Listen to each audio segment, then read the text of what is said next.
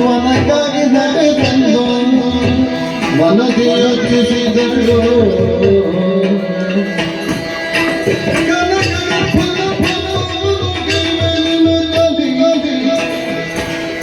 ವನಕ್ಕಾಗಿ ನಡೆ ತಂದು ಮನದಿ ಯೋಚಿಸಿದಳು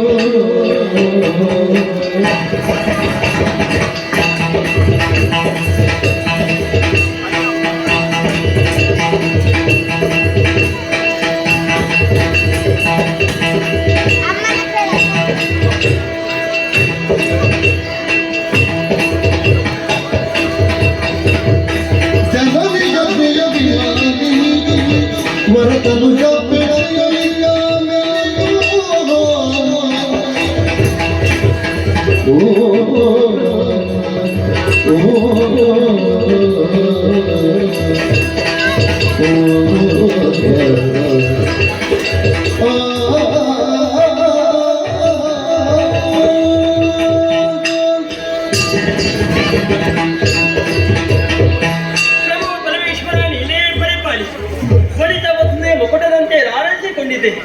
ಈ ನಮ್ಮ ಶೋಣದಾಪುರ ನನ್ನ ಬಗ್ಗೆ ಯೋಚನೆ ಮಾಡುವಾಗ ಮನಸ್ಸಿಗೆ ಸಂತೋಷವಾಗುತ್ತಾ ಇದೆ.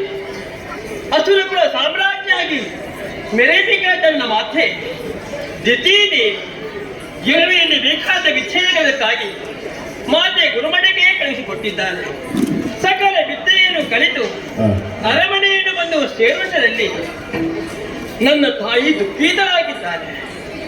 ಯಾಕಮ್ಮ ದುಃಖ? ಯಾರಿಂದ ಕಷ್ಟ ಬಂದೊದಗಿತು? ಮಾತೆಯಲ್ಲಿ ಕೇಳಿಕೊಂಡಾಗ ಅಮ್ಮನುತ್ತ ಮಾತಾಡು ಯಾವುದು? ಮಗಳೇ ಮಾಲಿನಿ, ನಿನ್ನೆಲ್ಲ ಬರಬೇಕಿದ್ದ ಪೂರ್ವದಲ್ಲಿ ಅದೆಷ್ಟು ಮಂದಿ ಗಂಡ ಮಕ್ಕಳನ್ನು ಬರೆದಿದ್ದೇನೆ. ಅವರನ್ನು ಉಳಿಸುವಂತಹ ಭಾಗ್ಯ ನನ್ನ ಪಾಲಿಗಿಲ್ಲದೆ ಹೋಯಿತು. ಯಾಕಮ್ಮ ಅಂತ ಕೇಳಿಕೊಂಡೆ.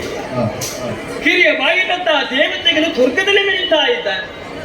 ಸ್ವರ್ಗದ ಸಕಲ ಸಂಪತ್ತು ತಮ್ಮದಾಗಿಸಬೇಕೆಂಬಂತಹ ಉದ್ದೇಶವನ್ನು ಇಟ್ಟುಕೊಂಡು ನನ್ನ ಕಂದಮ್ಮದಿರು ನಾಟಲೋಕವನ್ನು ಸೇರಿದರು. ಸ್ವರ್ಗ ಸ್ವಾಧೀನಾದ ಬಳಿಕ ಆ ಇಂದ್ರ ಮೋಸ ವಂಚನೆಯಿಂದಾಗಿ ನನ್ನ ಕಂದಮ್ಮದಿರನ್ನು ಕೊಂದ.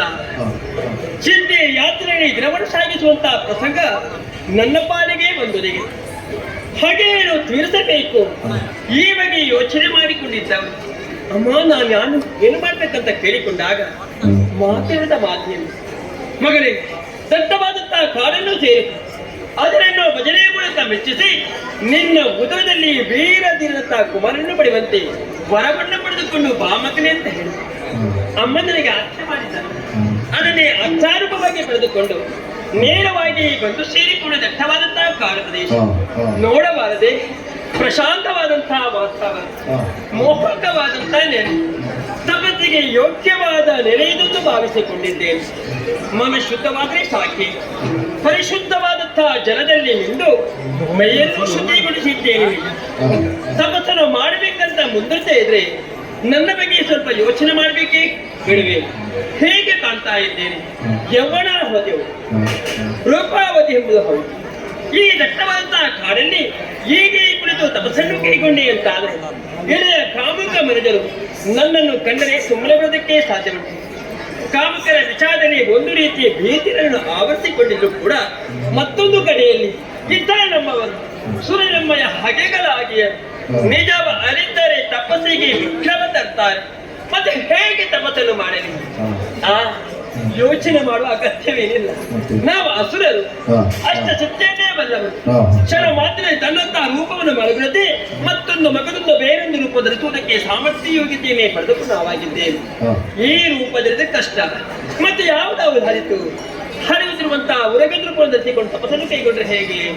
ಆ ಗರುಡನನ್ನು ನೀನು ಉತ್ಸಾಹ ಇದ್ದ ಮಕ್ಕಳು ಕೆತ್ತರಗೊಂಡಾಗ ಬಿಸಾದ್ರೆ ನಾನು ಸಾಯುವುದನ್ನು ಬಿಟ್ಟು ಮತ್ತೆ ಮೃಗಪಕ್ಷಿಯ ರೂಪವನ್ನು ಧರಿಸಿಕೊಂಡು ತಪಸ್ಸನ್ನು ಕೈಗೊಂಡ್ರೆ ಹೇಗೆ? ಬೇಟೆಯನ್ನಾಡೋಕ್ಕಾಗಿ ಬೇಟೆಗಾರ ಬರ್ತಾರೆ.